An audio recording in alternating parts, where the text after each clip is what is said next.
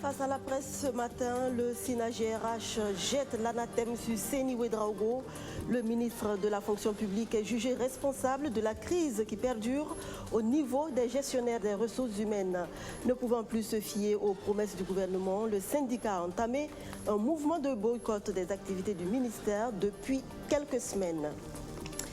La gouvernance du MPP passée au crible par le M21, le mouvement du 21 avril, met à nu ce qu'il présente comme les tares du pouvoir en place. Corruption, gabegie, détournement de deniers publics. Le Burkina Faso va mal, a dit le M21 ce matin aux journalistes. Et le Burkina Faso qui fait une pause pour évaluer ses performances environnementales. Les états généraux du ministère de l'Environnement, de l'économie verte et du changement climatique ont débuté ce jeudi. Au terme de 48 heures de travaux, les acteurs devront trouver une solution à la situation préoccupante du pays, classé 159e sur 186 par l'IPE, l'indication de performance environnementale. Bonsoir et bienvenue à tous. Un autre syndicat désabusé par le projet de remise à plat des salaires de la fonction publique. Le syndicat national des gestionnaires des ressources humaines exige depuis début mai le traitement de son cas. Il réclame la mise en œuvre du protocole d'accord signé en 2017 avec le gouvernement. Un mouvement de boycott lancé par le SINA-GRH est en cours depuis plusieurs semaines avec pour principale conséquence le retard dans le dépôt des concours de la fonction publique. Face à la presse ce matin, le syndicat tient le ministre Seni Ouedraogo pour responsable de cette crise qui perdure. Rémi Lambert-Nébier. La mobilisation du jour en dit long sur le mouvement d'humeur qu'ils observent depuis début mai. Un mouvement d'humeur dont l'impact sur le terrain est réel, disent-ils, mais dont aucune solution n'est envisagée. Selon le syndicat national des gestionnaires des ressources humaines SINA-GRH, il n'a eu que 2 rencontres formelles avec la partie gouvernementale depuis le début de la crise. Le ministre lui-même de la fonction publique a élaboré un arrêté signé en date du 21 juin, mettant en place donc le groupe de travail qui devait commencer ses travaux le 24 juin. Mais rien ne s'est fait. C'est à cette date, si vous avez lu la déclaration, pendant qu'on attendait l'équipe gouvernementale pour la rencontre, on suit la rencontre à travers un simple coup de fil, ne venant pas du ministre lui-même, mais de son secrétaire général, appelant le camarade Zango du bureau pour dire que la rencontre est reportée sans motif. Le SINA-GRH dit alors être déconcerté par le rapport fait au Conseil des ministres du 27 juin 2019 par le ministre en charge de la fonction publique. Au lieu d'inviter le SINA-GRH à la table des discussions, le ministre s'est lancé dans une cabale mensongère en produisant un rapport fallacieux en Conseil des ministres en date du 27 juin 2019 où il relève l'intransigeance du SINA-GRH et demande l'autorisation du Conseil des ministres pour recourir à d'autres personnels et ou structures pour organiser les concours, alors qu'il est à l'origine de la rupture du dialogue. L'une des principales conséquences de cette grève étant le blocage du lancement des dépôts de dossiers de candidature au concours de la fonction publique, le gouvernement a procédé à des réquisitions pour lancer le processus. Des réquisitions que le SINA-GRH juge illégales et contestées en justice. Et pour le syndicat, cette pratique montre déjà ses limites. Ceux qui savent lire entre les lignes dans les concours professionnels ont déjà commencé à interpeller les ministres de tutelle pour dire que les conditions de candidature dans ces concours n'ont pas été respectées ou ont été violées. Nous n'avons pas été associés. Aujourd'hui, ils sont en train de récolter les conséquences. C'est des récriminations, c'est des contentieux, comme le camarade vient de le dire, qui ont commencé à naître déjà. Parce que les gens se préparent pour attaquer les conditions d'ouverture des concours parce que ça ne respecte pas les conditions de diplôme, les conditions d'âge, ainsi de suite. L'autre point inscrit à l'ordre du jour de cette conférence de presse du SINA-GRH, c'est la gestion jugée opaque du ministère par le professeur Seni Ouedraogo et notamment la gestion du carburant. La dotation trimestrielle du ministre est de 1 725 000 francs CFA au lieu de 700 000 francs CFA. Celle du SG est de 780 000 francs CFA au lieu de 400 000 francs CFA. Et celle du directeur de cabinet est de 720 000 francs CFA au lieu de 400 000 francs CFA.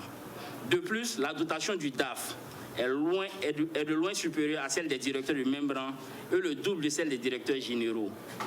Cette gestion inique et disproportionnée du carburant se ressent jusqu'au niveau des chefs de service. À l'évidence, il y a une collusion pour piller les ressources du ministère. À travers ce mouvement d'humeur, le syndicat national des gestionnaires des ressources humaines exige la mise en œuvre d'un protocole d'accord signé avec le gouvernement en août 2017 et qui garantit aux agents du corps des ressources humaines un certain nombre d'indemnités et de meilleures conditions de travail.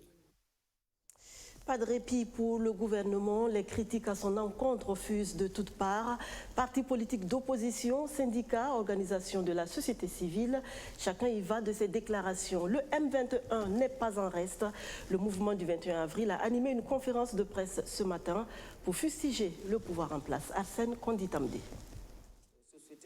Le Burkina Faso est à la croisée des chemins, loin des espérances suscitées par l'insurrection populaire, selon le mouvement du 21 avril. La corruption aurait atteint un niveau jamais égalé, les détournements se feraient à ciel ouvert et le clientélisme règne au sommet de l'État. Et si le Burkina Faso est aujourd'hui la chapelle de tous ces vices, le coupable selon le M21 n'est autre que le pouvoir en place. La gouvernance actuelle est l'accomplissement sublime de la cacophonie malheureuse. Le mal semble profond, si profond que le pays est devenu une terre d'errance et de torpeur. Un antre de la douleur, de la peur et du sanglot inaudible des fils de l'homme. Il règne plus que de l'incivisme au sommet de l'État burkinabé. Dieu seul sait s'il y a encore un État dans ce pays et quel crédit les populations accordent à ses autorités. À tous ces maux s'ajoutent le terrorisme et ses corollaires, insécurité alimentaire, morosité économique et déplacement massif de population. Les déplacés internes se chiffrent par milliers et le M21 dit être inquiet de la gestion de cette crise migratoire. Du Sahel au centre, les populations désemparées sont devenues des réfugiés sur leur propre terre, évitant ainsi d'être pris entre deux feux. C'est du jamais vu dans toute notre histoire. En 2 semaines, nous sommes à plus de 27 000 déplacés dans la commune de Barsalgo vers Ouagadougou. Pas plus tard qu'avant-hier, à Tinakov donc, les populations recevaient l'ordre des terroristes de ne pas cultiver cette année-là. Et toute la population dans la nature. Pour faire face aux défis du moment, le mouvement du 21 avril lance l'appel du 11 juillet à la convergence patriotique. Un appel qui consiste à privilégier la paix selon ses initiateurs.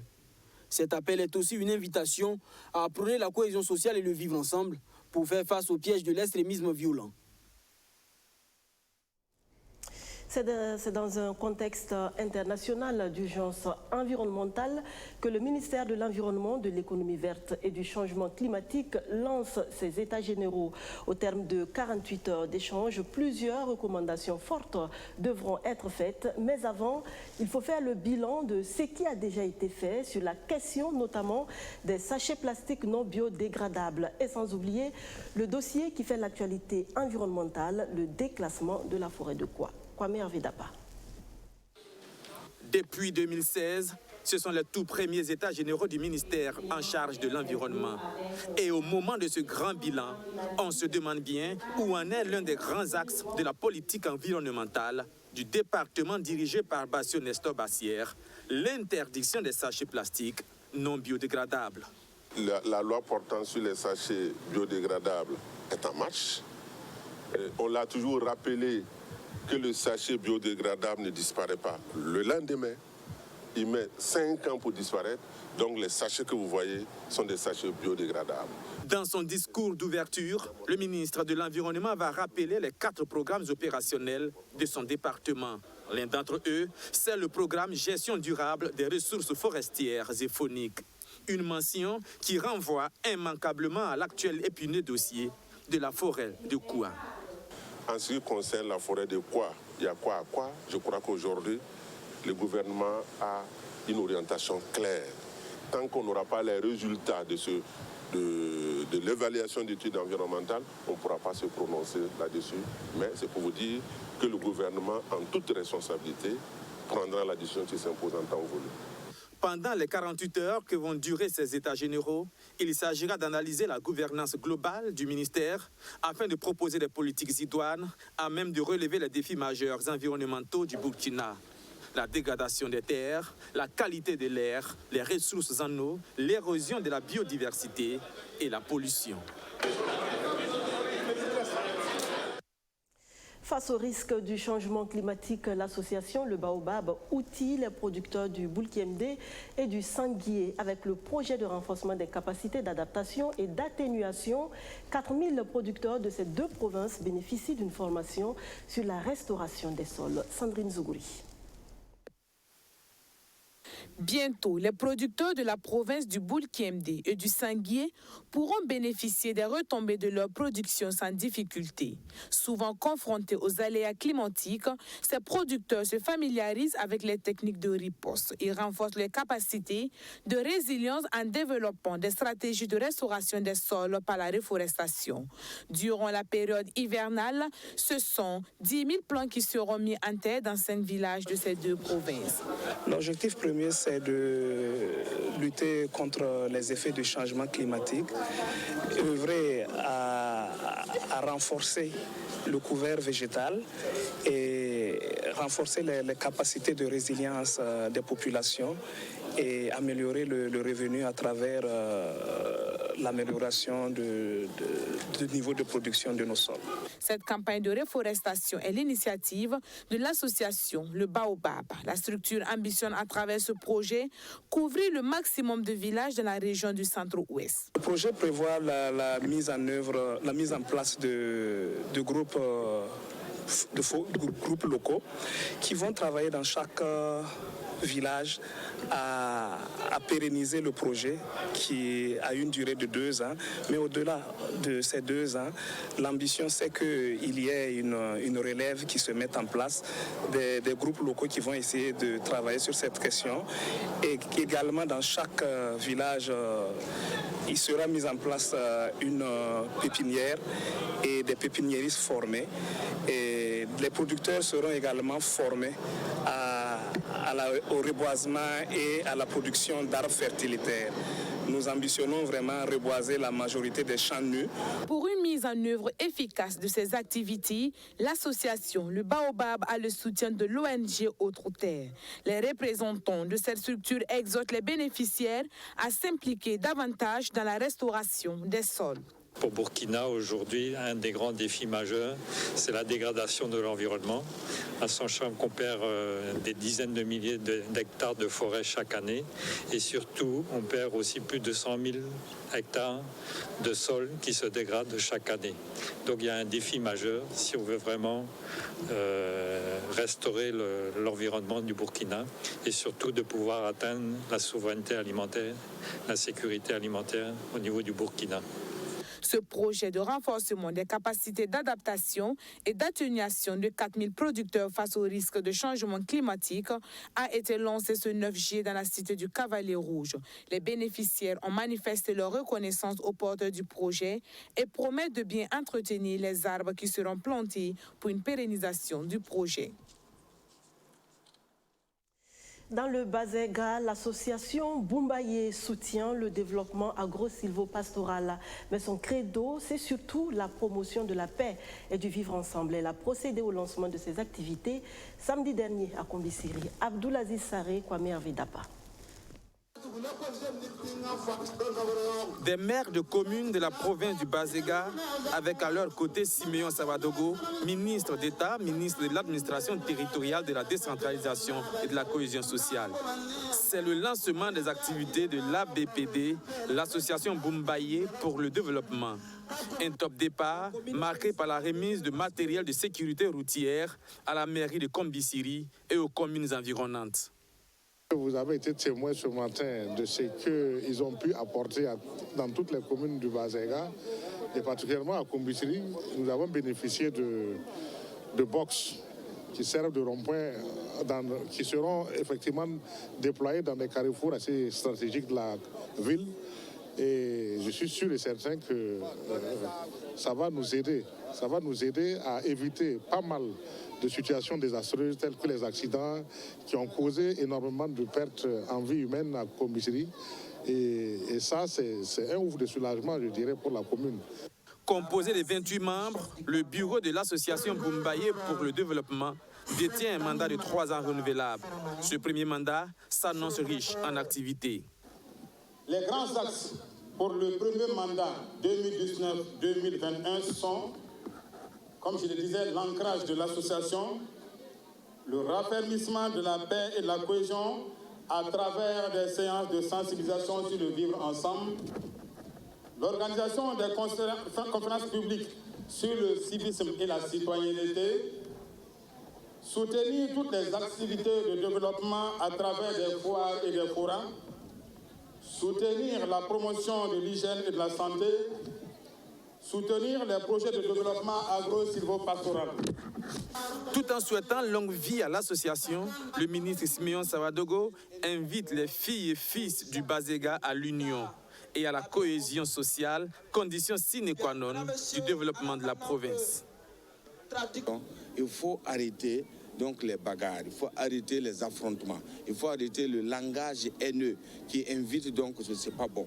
C'est une province qui regorge beaucoup de potentialités humaines d'abord, qui ont produit des enfants qui ont été d'un apport incalculable pour le pays.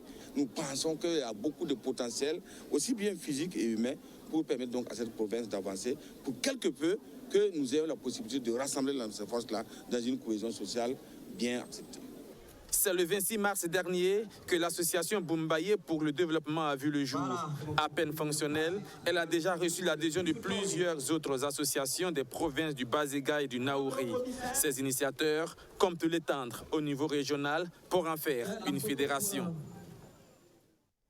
Pour un Burkina Faso développé et paisible, le gouvernement peut s'appuyer sur des valeurs ancestrales et culturelles, d'après Abdul Karim Sango. Les gens de savoir locaux, guérisseurs, tradipraticiens, hommes de culture, coutumiers et religieux sont dans l'ombre, mais tous contribuent d'une façon ou d'une autre à soulager les populations. Le ministre en charge de la culture les a rencontrés ce matin, Luc Padbelguem. Nos savoirs traditionnels sont en perdition. Or, d'eux peut venir le salut du Burkina Faso en recherche de repères de nos jours. Le ministère en charge de la culture s'est inspiré de la nuit des Kankamse organisée par l'association Kankanga pour initier cette rencontre avec les hommes des savoirs endogènes.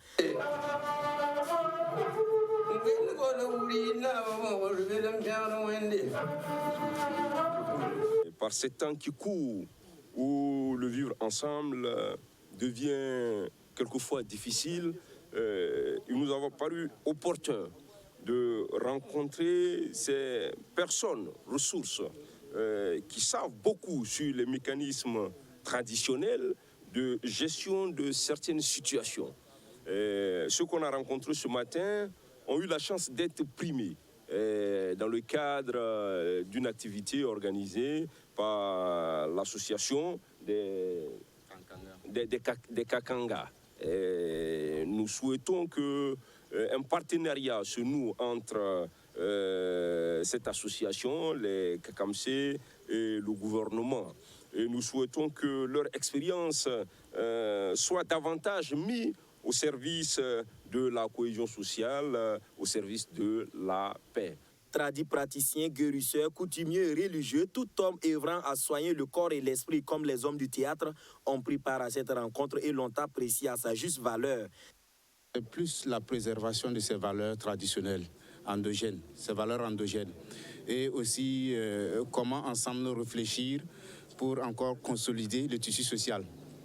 Et mettre en exergue aussi ces valeurs traditionnelles et culturelles en pleine perdition de nos jours. Voilà, parce qu'actuellement, nous remarquons que la société est un peu animée avec tous ces mouvements de terrorisme, d'extrémisme violent, de conflits intercommunautaires. Donc, le constat est que c'est peut-être la perte de ces valeurs-là aussi qui impacte négativement dans nos communautés actuellement et qui influence beaucoup des actions néfastes, ignobles, quoi. Ces échanges que tous souhaitent pérennes ont pris fin sur des notes d'espoir avec des recommandations des hommes de savoir et de culture. Au département de Karim Sango, il est demandé de faire en sorte que l'exemple de Kakanga prenne racine dans d'autres communautés du Burkina Faso. Un quart de siècle d'existence, ça se fête, surtout si les chiffres parlent en sa faveur. Plus de 14 000 enseignants formés au profit de la nation burkinabé. L'École nationale des enseignants du primaire de Bobo-Dioulasso a donc eu raison de marquer une halte dimanche dernier pour célébrer son jubilé d'argent. Majid Bakouan, Soto, Justin Dabiri. 1994-2019, l'École nationale des enseignants du primaire ENEP de Bobo-Dioulasso a 25 ans. La célébration de ces 25 années d'existence a connu la présence d'anciens élèves, d'élèves maîtres, d'encadreurs et des parents d'élèves. C'est un moment de retrouvailles et de communion entre les anciens élèves de l'ENEP qui ont eu l'idée de célébrer cet anniversaire. Une manière pour ces anciens élèves de traduire leur reconnaissance à leurs formateurs. 1994-2019, voilà 25 ans que des enseignants, du personnel administratif, du personnel d'appui, bref, que tous ces pères et tous ces mères, au fil des années, ont fait de nous ce que nous sommes aujourd'hui. C'est justement en reconnaissance de tous ces efforts consentis pendant un quart de siècle que nous, anciens élèves, avons eu cette initiative de commémorer ce jubilé d'argent et en avons informé l'administration de l'ENEP. Durant ces 25 années, l'ENEP de Bobo-Dioulasso a formé au total 14 368 enseignants au profit de la nation burkinabé. Un bilan satisfaisant selon les premiers responsables de l'école. 25 ans, d'abord un bilan très positif. Très positif parce que vous voyez, au regard des effectifs, on est passé de 385 et quelques à 14 000 et quelques qui ont été formés ici. Le bilan est également positif au regard de tous les efforts faits pour améliorer la qualité de l'éducation. Quand la première promotion, il n'y avait ni dortoir, ni amphi que vous voyez ici. Toutes les infrastructures ont été réalisées grâce au soutien de l'État pour pouvoir améliorer la qualité de l'enseignement. Ça vaut la peine que cela soit célébré. Le ministre de l'Éducation nationale, de l'alphabétisation et de la promotion des langues nationales, patron de la cérémonie, a saisi l'occasion pour féliciter les enseignants de l'ENEP pour les résultats obtenus au certificat d'aptitude professionnelle CAP session de 2019. Vu l'importance de l'éducation, le professeur Ouaro appelle les enseignants à améliorer davantage leurs performances sur le terrain. Quand vous regardez en 1994, il y avait très peu d'infrastructures. Le site n'était pas clôturé, il n'y avait pas de moyens de transport, il n'y avait pratiquement pas de logement, mais les gens venaient pour travailler. Et aujourd'hui, donc, toutes les infrastructures sont disponibles. L'ENEP est actuellement à sa vitesse de croisière et continue de former. Donc c'est avec beaucoup de joie que nous sommes venus pour ça.